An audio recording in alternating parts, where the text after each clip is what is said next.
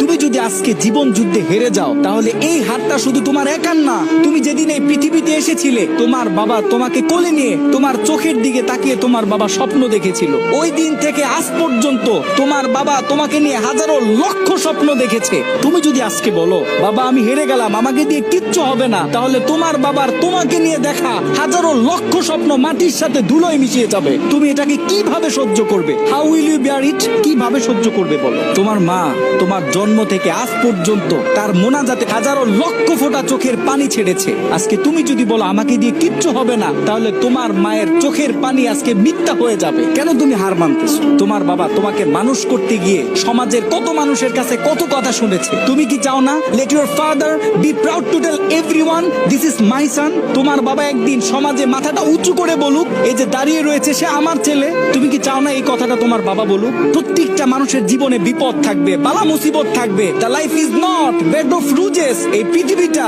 ফুল বিছানো কোনো বিছানা নয়। এখানে প্রত্যেকটা মানুষকে সংগ্রাম করতে হয়, লড়াই করতে হয়, বারবার পড়ে যাওয়ার পরেও আবার দাঁড়াইতে হয়। জীবন যুদ্ধে হার মানলে চলে না। তুমি যখন বেশি বিপদে পড়ে যাবে, তোমার চতুর্দিক যখন অন্ধকার হয়ে যাবে, তোমার জন্য সব দরজা যখন বন্ধ হয়ে যাবে, তুমি যখন ডিপ্রেশনে পড়ে যাবে, জাস্ট ক্লোজ ইউর আইস, চোখটাকে বন্ধ করো, টেক এ ডিপ ব্রিথ, গভীর একটা শ্বাস নাও এন্ড রিমেম্বার ইউর প্যারেন্টস। তোমার মা বাবাকে স্মরণ করো। তুমি স্মরণ করো তোমার মা তোমার জন্য কি কষ্ট করে। তুমি কেন বলো তোমাকে দিয়ে